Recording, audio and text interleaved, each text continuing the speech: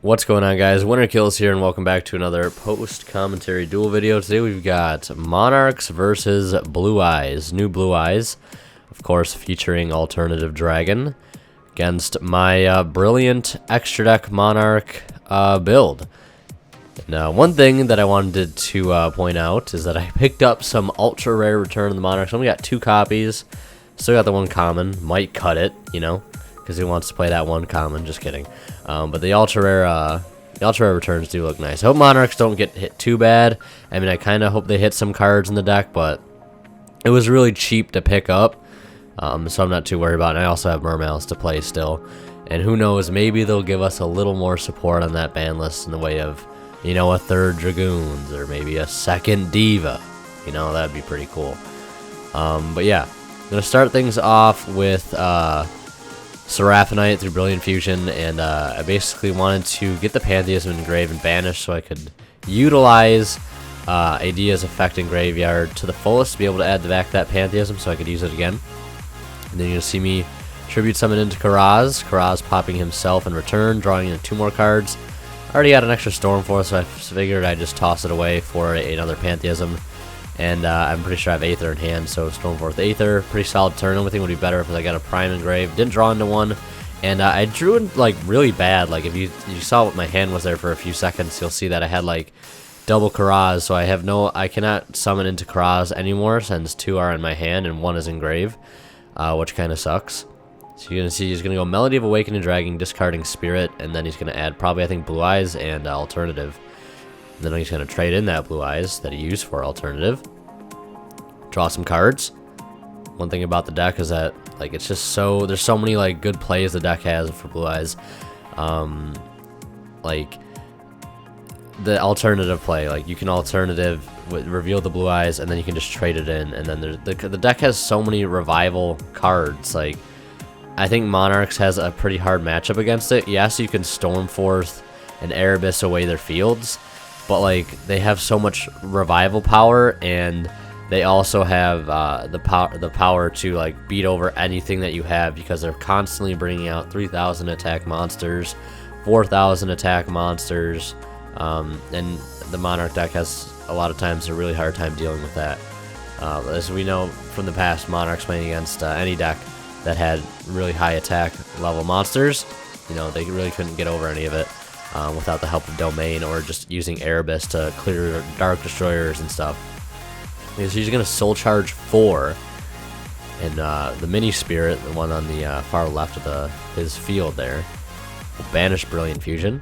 Good thing it's already done its job. He's going to go into Coach King Giant Trainer. 3 level 8 monsters. Basically, you detach to draw a card. You can use it up to thrice per turn. If you draw a monster, you reveal it, and your opponent takes 800 damage per monster drawn off his effect. He only drew 1, so I did end up taking 800 points of burn damage. And then he's going to go into full armor into Dark Matter. I'm going to banish Mithra. I don't think I end up banishing Mithra. I think banishing Mithra I thought was going to be a bad idea, so I banished like an Aether instead. But I banished Jack Knight, Quick Draw, and an Aether. Don't want to banish both Quick Draws because I still have Tuning in deck. And one of the funny things is, like, the entire time, like I said, we were here from like 5 till midnight playing and trading and stuff. The entire time I played Monarchs, I did not have a chance to go. I think I went into Zulkin once, which is kind of weird. And there's also a new card that came out called Gofu. It's like a Blackwing. A lot of people are playing, or at least trying to play in the main deck, and I think I might end up playing those because, like, I mean, you can't search it, but you don't have to discard a card for it like you do for Quick Draw, and like you need a monster to discard for Quick Draw. So I think if there's one thing I could change, it'd probably be adding Gofus to the main deck. Gofu the Blackwing or whatever. I don't know his full name. I think it's just Gofu.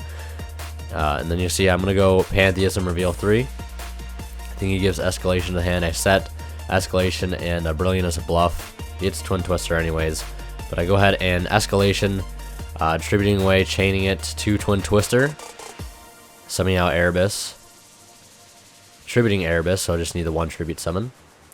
Thinking, do I spin something in his grave? There's nothing really important in his grave that's like game breaking if he does revive it. You know, that he can just revive something else. Like, he has options if I just get rid of one. It's not really going to help the situation anyways. But you see that I have double Karaz in hand and like probably 20 cards left in deck. And he's definitely winning the grind game right now. Using Melody again, just going to grab more resources. At this point, you can just grab Alternative and a Blue Eyes, which I think is what he might grab. He's gonna White Stone of Legend. I think he only had one extra target in deck, so I think that's only why he added one card there. So he didn't just forget to add two. Calm down. If those of you freaking out, I think he only had one extra target left in deck. But you see Alternative there, easily beating over Erebus. Main phase, or during his main phase 2, I summon out a Prime. During my main phase 1, summon out another Prime, go into Bulbasaurus, burn for 3k, swing for 26 with Gaia Charger. That'll be game. We'll go to game 2 here. I open up a little bit better. Not really, though. If you take a look at my opening hand, it's pretty garbage, actually. I probably would have took the last turn's opening, or last game's opening, but you gotta work with what you gotta work with. He's gonna resolve double trade-in, go for Alternative, and Dragon Shrine, sending Blue Eyes and White Stone, adding a Blue Eyes to hand. Pretty bonkers. Pretty bonkers. He's got a White Stone of Legend there. He could banish, add some to hand, or of course he won't get the end phase effect, but it looks like he's not gonna need it. He's gonna Soul Charge for another 4, like we saw last game, taking 4,000 damage. Synchro into Spirit Dragon, be able to negate graveyard effects once per turn. Contribute away to special summon a Light Synchro Dragon, level 7 or 8 Light Synchro Dragon. And he's going to go into Harbinger. So he can negate a spell, he can negate a graveyard effect, and in the end phase, he, I think, is summoning a Spirit off of the Legendary Stone, White Stone Legend. Yeah, and that's a pretty solid board. If I would have had a Spell Trap on my field, I could have banished it, but like my hand is just garbage right now, if you see. I just draw into Brilliant Fusion, and I think he has a Twin Twister set. So like I'm pretty much screwed with whatever I do here. If you just analyze my opening hand, we got Foolish, Return, Twin Twister, Brilliant Fusion, Instant Fusion, and Aether. All cards which don't really help. If I had access to, per se, like get Domain, I'd be a little easier, because then I could go Instant Fusion into Domain. You need to 1 Tribute Summon, knock Aether's level down by 2. But of course, with that Harbinger on field, probably not going to be very easy to do. The Foolish will go through, try to bait out the negation. Not that it really matters, and if I wanted to use Erebus's effect, he could just negate it with the Spirit Dragon. Wouldn't be able to get anything back. And yeah. So it's like, it's a pretty rough turn in either way, regardless of what he has. Like, this is just a garbage first turn. Like, I mean, it arguably could have been, it wouldn't have been that bad if I would have gone like Brilliant Fusion. If the Brilliant Fusion would have went through somehow, maybe he didn't have the Twin Twister and I Instant Fusioned, baited that out, and then Brilliant Fusion sending Lazuli and Jax Knight. I could have added the Jax Knight to hand, tributed away the Seraphonite with a return on board, gotten a search, and that probably would have been the extent of my play. But other than that, it was pretty garbage, so I'm going to lose right there and just scoop to that first turn field of Harbinger Spirit and his 2 other monsters. I'm going to go Tenacity, and you'll see that I only went Adia to Eidos. Pretty solid first turn, if you'd ask me. I'm going to go Pantheism, discarding Return, drawing into 2 more cards, banishing Pantheism, revealing 2 Return and a Stormforth, I think I end up revealing. Those 2 Ultra Rares look so good, you gotta admit. You gotta leave a like for those Ultra Rares. I mean, that one comment over there, just kind of ignore that one. See me tribute away those 2 Squires for the Aether. Aether's going to activate its effect, sending 2 Monarch spells trapped to the graveyard. Sending Prime and Domain for Erebus. Going to get me that to my hand during the end phase. And yeah, I go to activate Brilliant Fusion. Forgot about the claws once again. Can't go into the extra deck, which kind of sucks. I always forget about that, but luckily I caught it. Luckily we caught it.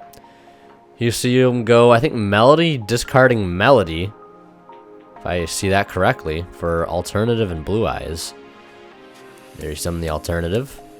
Activates Dragon Ravine, discarding Blue Eyes to send a Dragon-type monster. I think level 4 or lower. Or no, I think that's the Dragoonity effect. But either way, he'll send the legendary Stone and activate Return of the Dragon Lords to summon a Blue Eyes White Dragon from the graveyard. And then he's going to blow up the Aether with Alternative's effect. Alternative, of course, cannot attack the turn he does that effect. I mean, imagine if he could. Card would probably be $30, $40. Who knows? I don't think it maybe changed the price that much, but you never know. It's going to go into Dark Matter through number 62. Prime Photon Dragon. I'm going to banish Aether, Karaz, and Quick Draw Synchron. And he's going to go another Return of the Dragon Lords. Of course, not once per turn. Card is busted. Seriously, no wonder it's a $6 card from the structure deck. $6 card that you get in the structure deck. I mean, it's probably not the first time that we've seen structure deck cards being very expensive, but these cards are just nuts, like absolutely retarded. So you're gonna go Brilliant Fusion, he'll Twin Twister, gonna activate another Brilliant Fusion.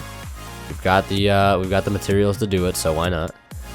Gonna send Lazuli and Jax Knight, adding back the Jax Knight.